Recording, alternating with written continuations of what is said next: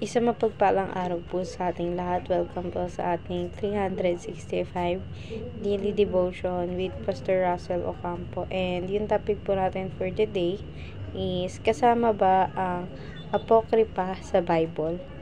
And makikita po natin to sa Luke chapter 24 verse 27. He said to them, "This is what I told you while I was still with you. Everything must be fulfilled that is written about me in the law of Moses, the prophets, and the Psalm." Sa Tagalog po, pagkatapos ay sinabi niya sa kanila, "Ito ang tinutukoy ng sabihin ko sa inyo nung kasama pa niyo ako. Dapat matupad ang lahat ng nasusulat tungkol sa akin sa kautusan ni Moises, sa aklat ng mga propeta at sa aklat ng mga awit." Ngayon po, i-share ko naman po yung mga natutunan ko sa naging topic po natin for today.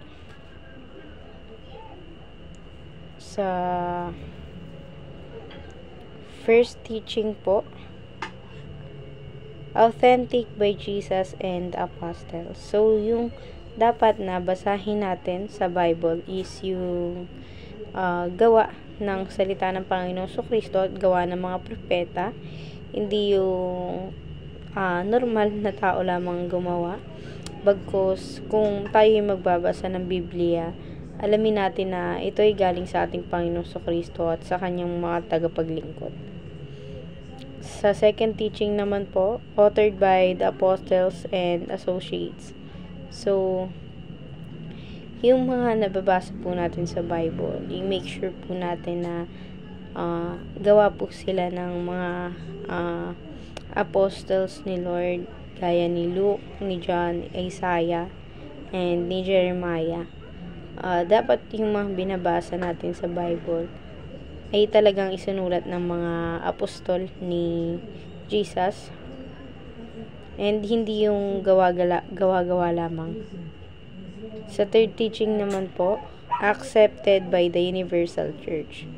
So, meron pong mga Biblia na talagang sa dulo o sa mismong pinakang pahina ng likod ng Biblia, meron po doon na lagda or nakasulat ng pangalan na dapat sa Biblia yung binabasa natin is katanggap-tanggap siya sa mundo natin, hindi yung Bible na parang ginawa lamang upang tayo basta yung matutunan, hindi yung Bible na talagang gawa ng mga apostol at walang shortcut na nilagaganap.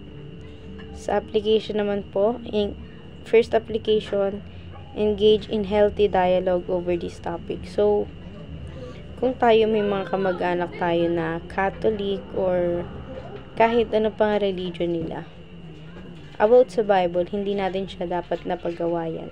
Bagkus, kausapin natin sila or pag-usapan natin ng mas healthy yung nagiging topic natin using the Bible. Kasi may iba na parang nag-aaway-abay about sa topic sa Bible kasi mali daw, mali ganito, ganyan. But then, basta naniniwala tayo na ang Diyos ay nagkatawang tao at nabuhay, mapapalad tayong lahat. And dapat nating maging mas maganda yung pakikipagtungo natin tungkol doon.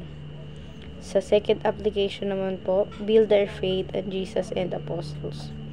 So, yung connection natin about sa Christ and sa mga apostol ni Lord, dapat mas maging parang mas matibay. Kailangan natin mag-build ng relation with them.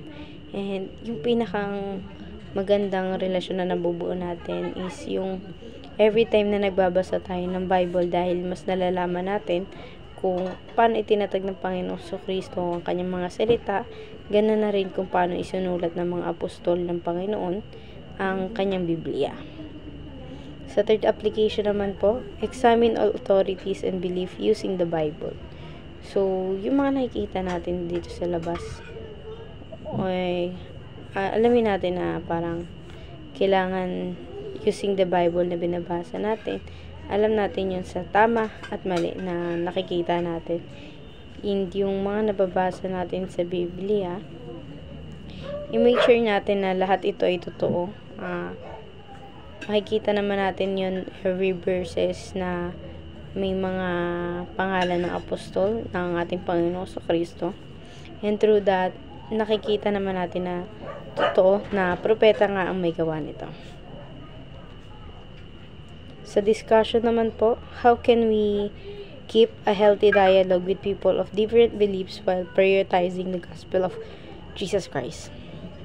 So for me po, para magkaroon po tayo ng healthy relationship or dialogue with the people na nakakausap natin about Bible, hindi tayo dapat magmalaki about sa mga nababasa natin, but then i-share lang natin sa kanila yung mga natutunan natin about sa Bible o yung mga nakasaad sa Biblia. Mas i-share natin to sa kanila, hindi yung pag may nagsishare sila, mas gagatungan mo ng gagatungan, which is super wrong.